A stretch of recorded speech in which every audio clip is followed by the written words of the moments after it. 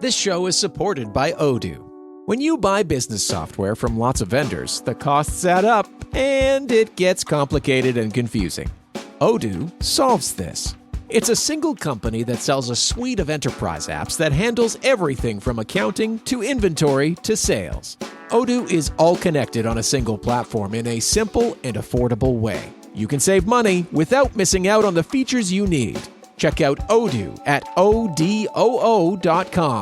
That's odoo.com. After hearing the girl's story in full, their mother sat there for a long moment with a distressingly still face before slowly and deliberately reaching into a cupboard of her chair, pulling out a jar of olives, twisting off the cap, and with an excruciating chewing the first olive with the ferocity of someone wringing the life out of someone else's neck. Well, fuck!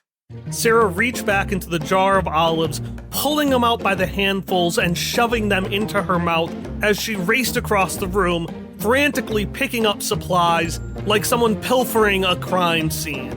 Of fucking course, the one time I don't go out, he goes and gets himself kidnapped by another world-ending threat. Shit, alright. I'm gonna go to Neulettia, right? She turned to face the three girls who just nodded their heads, although Mari did add, actually, it's Neulettia. Right, Neulettia. Thank you, Mari. Sera corrected herself in a voice that would sound sarcastic, but the girls knew was fully genuine. I'm gonna go to Neulettia, track down this new fucking Apocrypha poser, and then I'll go kick its ass. Speaking of chitters, Sera snapped, and the small trilling cuddler flew onto her shoulder. I need you to get the Brackleberry Brigade and send them to the Pyranthion Empire. They've been in so many wars at this point, I'm sure they know something. Plus, they had that chip-inator thing. I don't know. Just get there, get whatever help you can, and then we'll meet them. By this point, the interim queen had grabbed everything she needed and was rushing out the door when Aggie, fully inspired, jumped in. What are we gonna do, Mom? You all, Sera said, pointing back to her three daughters, are going to stay here. Aggie's jaw dropped.